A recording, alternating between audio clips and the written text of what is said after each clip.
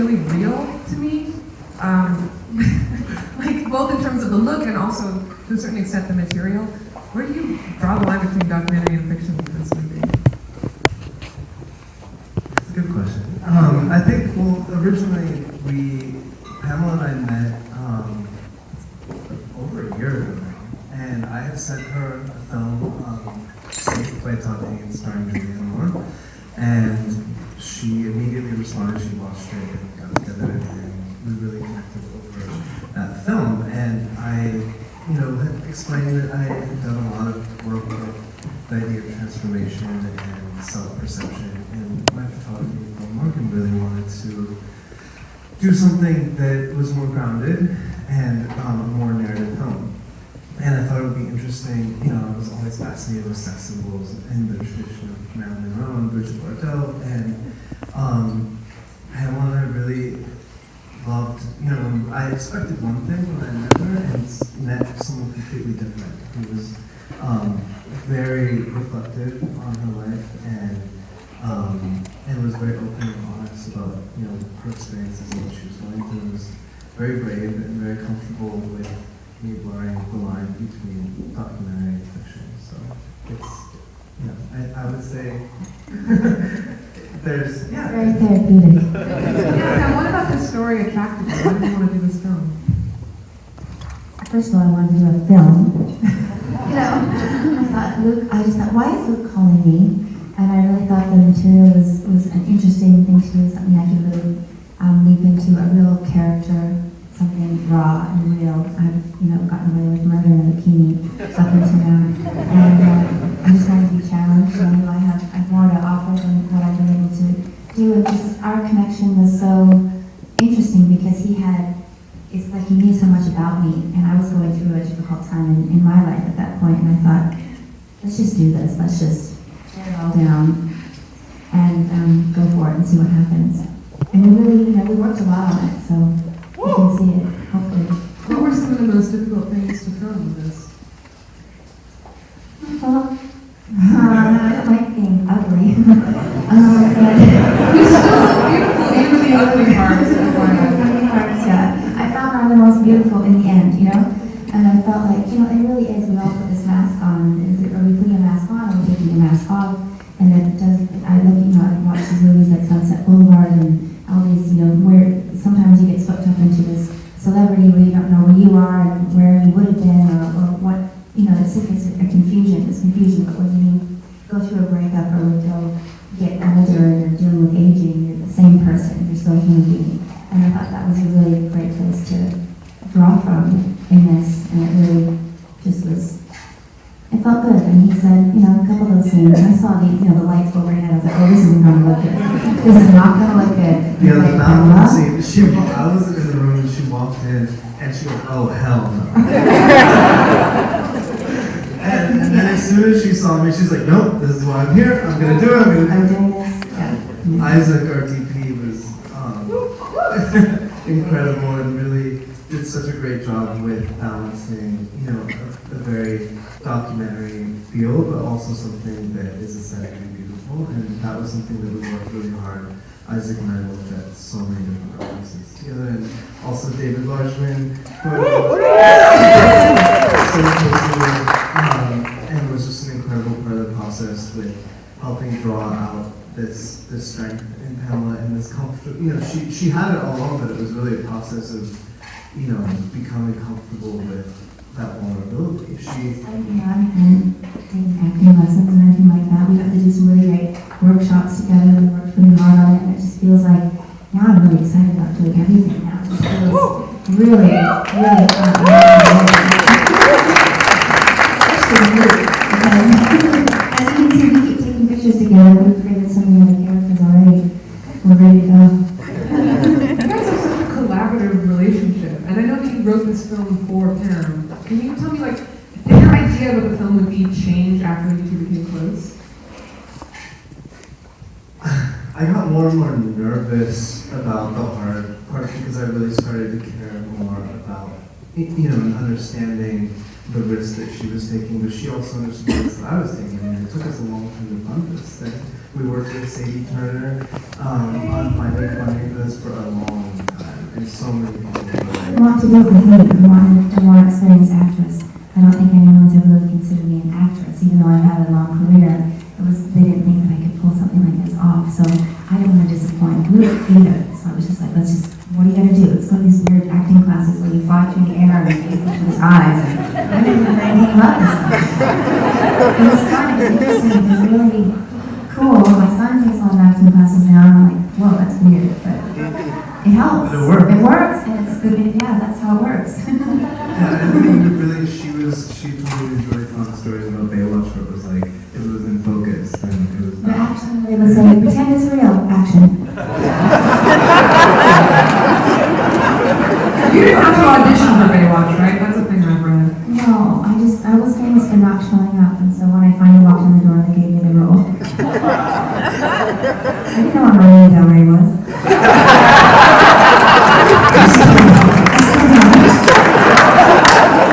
Something's all they can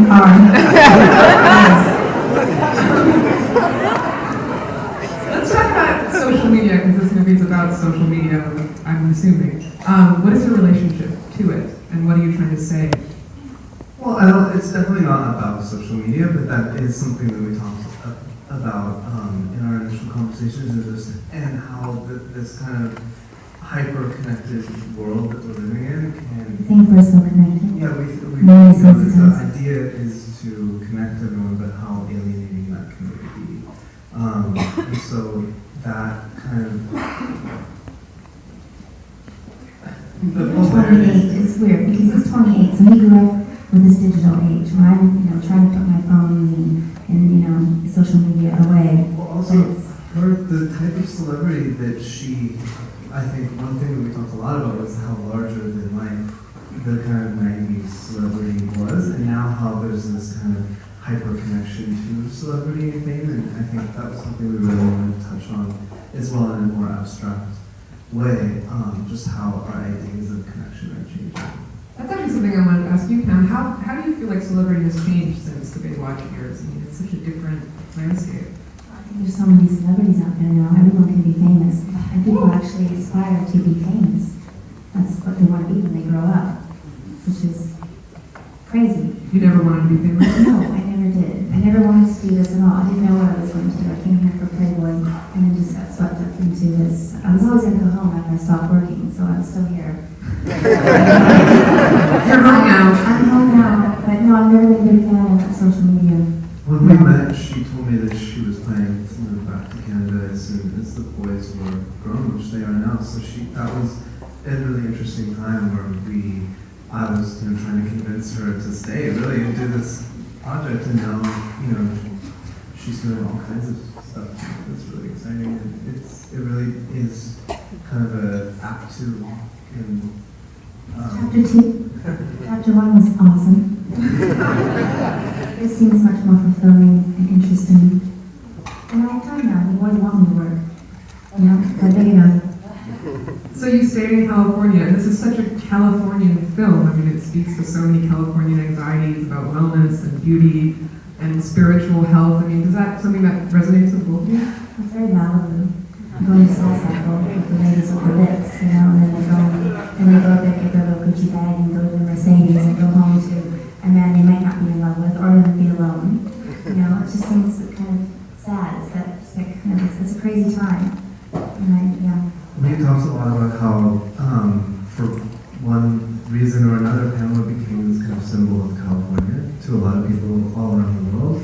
And I think I'm fascinated by California and just what it represents, and how there's this obsession with, and a very shallow one, with beauty and youth. But then there's also this kind of more existential obsession with rehabilitation and wellness and spiritual health. And I don't think loneliness too, because people are they think they have all these friends, and they don't. They're home alone on their phones, so there's this loneliness as well, and especially for older women who have gone through marriages and children have grown up, where they go from there. I think it's a difficult time for them, especially women in their 40s who weren't used to all this social media, like how they meet people. It was really interesting to tap into that. We talked a lot about the characters and the history and everything that this film could be, because there's a lot more that went into it than just this really is kind of a very condensed version of what we had talked about, and so that kind of the shallowness and youth and beauty obsession, but also the spiritual wellness thing, they coexist in places like Malibu, and I think that is really interesting. The search for kind of instant spiritual fix that kind of happens in this movie is, in a way, it's just as superficial as the search for cosmetic fix. What is that great documentary you like? The fashion The Source family. The Source family. Yeah, we talked a lot about the Source family and these, the 1970s cults that people were ex-models and actors who were it's kind of like Cafe Gratitude now or something. It's a real Cafe Gratitude,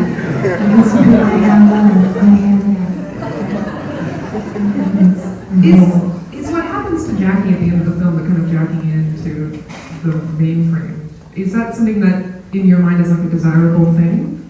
To be completely connected in that way? Well, I don't think she's really know what she got into. She feels like.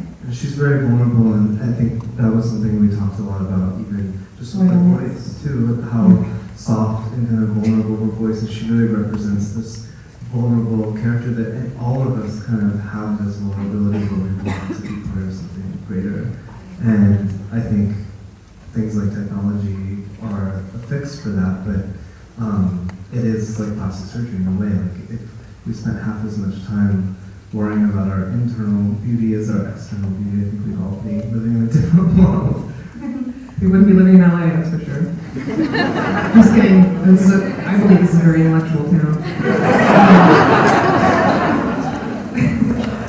Pam, we had a conversation a few weeks ago, and this is something you've also said in interviews. You said that when you came to Los Angeles, you were labeled before you really had a chance to decide who you were, which I think is a really interesting thing. Do you feel like you faced a lot of pressure to be someone else in your career? I think I was defined. I didn't define myself. I came here in such a whirlwind, Baywatch and rock stars and babies and things just happened.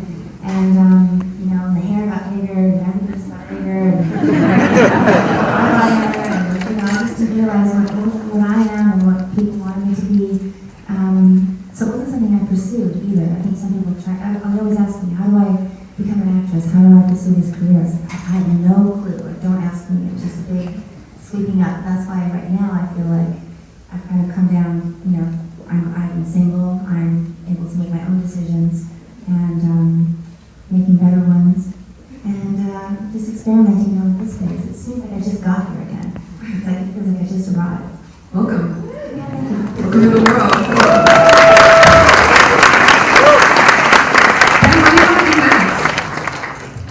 Movies. We have another script that we're working on.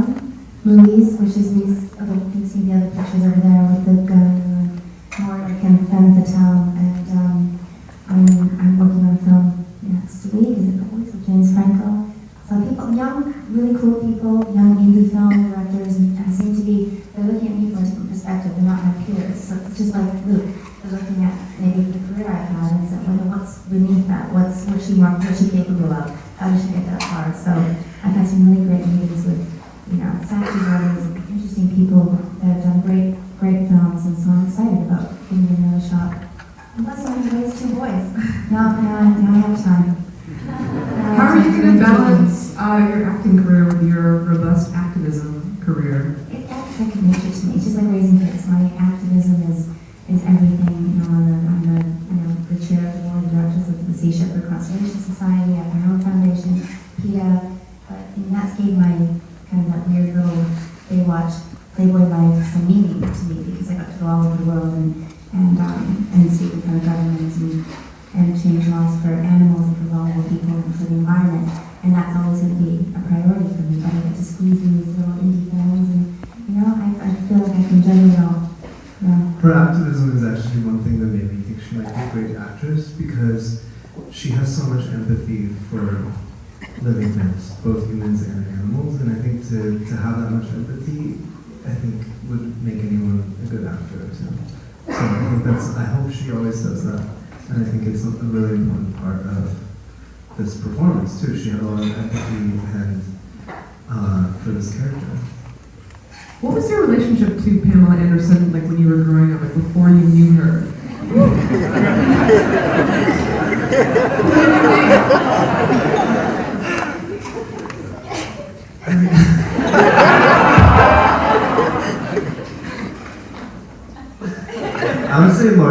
life. I mean, it literally was seeing posters of her, and I was a huge Baywatch fan. I was a swimmer, did water polo, like that.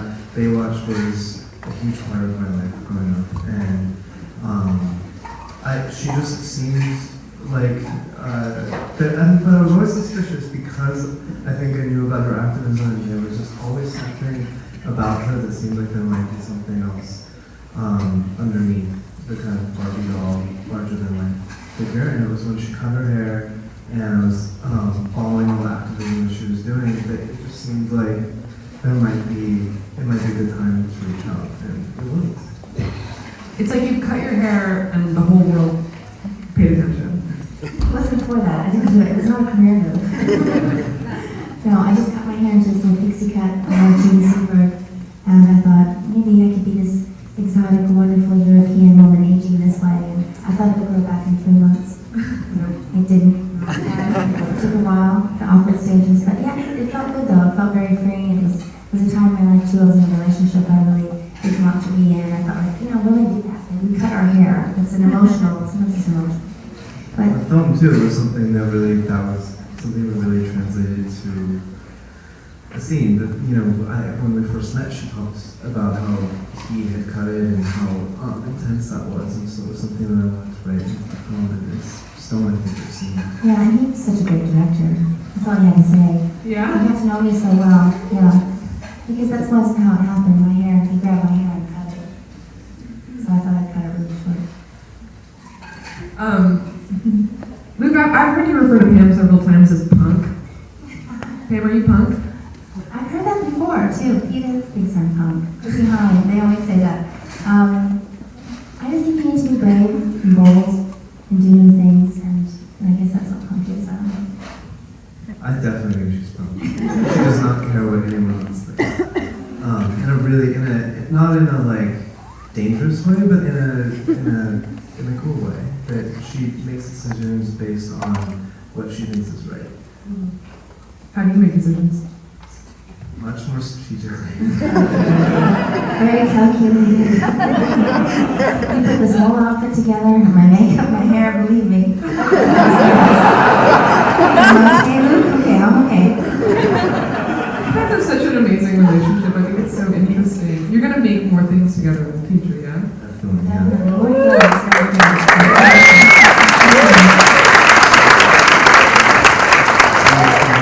close. I think we're going to open it up to Q&A from all of you guys. So if anybody has a question, please raise your hand. Or just get a drink. Yes, sir. How hard was it to cry, and was it easy, and like how did you pull it off? It was very real, just very, One take. in one take, low budget.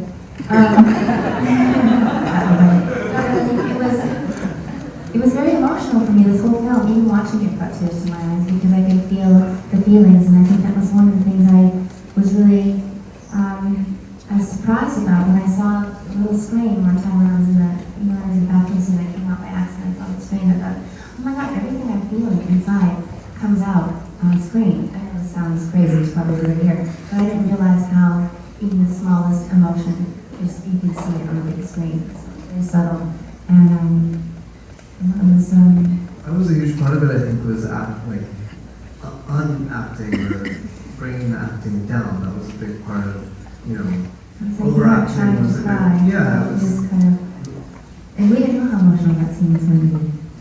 Didn't plan on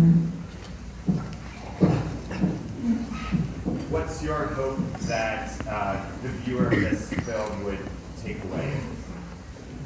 Like, what would you like to impress on us? I think empathy for women at this age, what women go through, and how even, doesn't matter who you are, even if it's a cartoon image, you have somebody, and they've had a life, they've had a childhood, we've all had obstacles in our lives, and we tend to judge each other really quickly. And so I think to feel feelings from another human being that you may not consider a human being is really important. So I was glad that I got to play this role, because I think it was a real hurdle for me and to become an actress, because people have known me as such that, if I didn't do something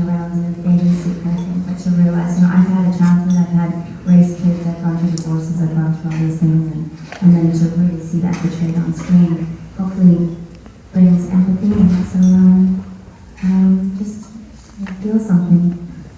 I think to believe in the power of transformation for anyone, and to think about some of these ideas of technology and where we're going with technology. Danger.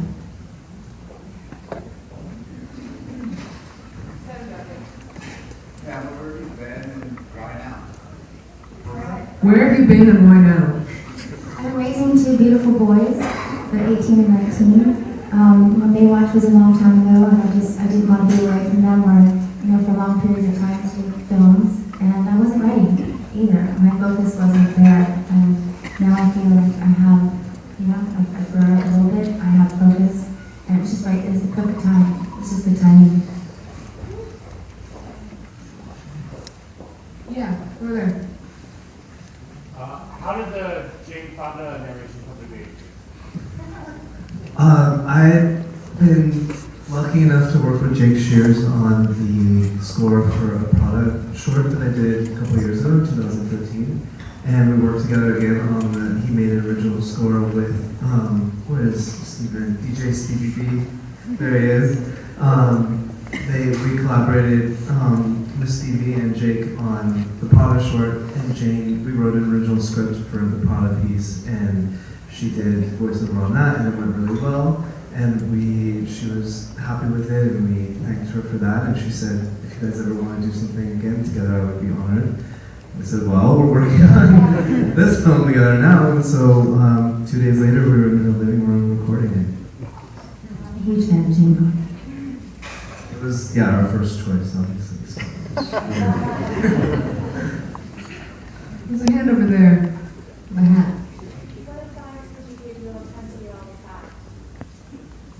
My 19-year-old son, what advice? What advice would you give your 20-year-old self? Oh, my 20-year-old self. Do the same thing. Just don't tell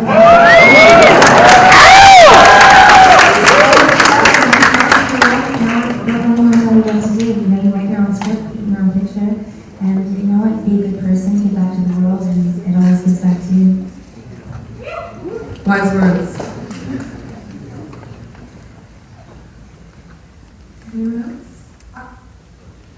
You. Luke, you did a really good job.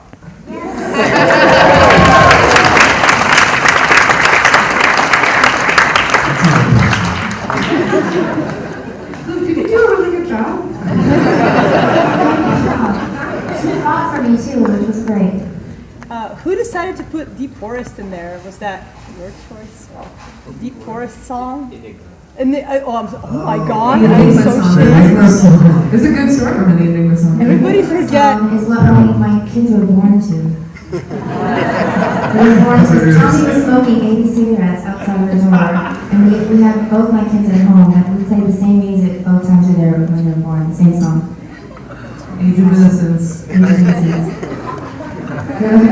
Yeah, it's over. Maybe just a few more. Is there any notion to make a feature? yes. Yeah, we hope so.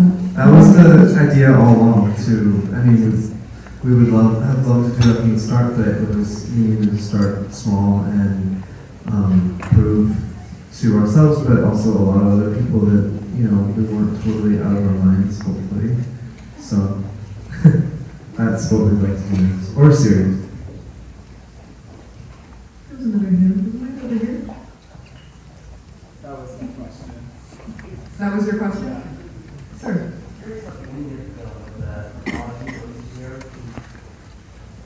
I almost felt like it was take a turn for the worse, like they were maybe zombies or a cult or ritual.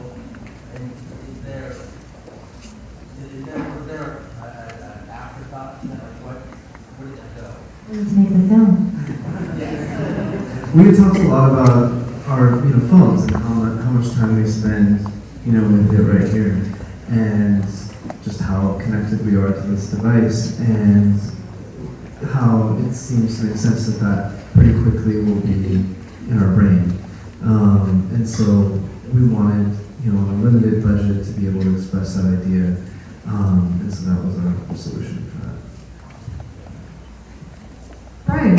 Yeah, are we going to be be able to watch this film anywhere else? Gosh, where can we see this film? On Ice and Motherboard on Ice.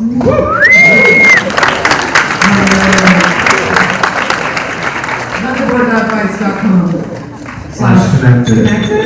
Can we get that URL even? Alright, great. Unless anybody else has any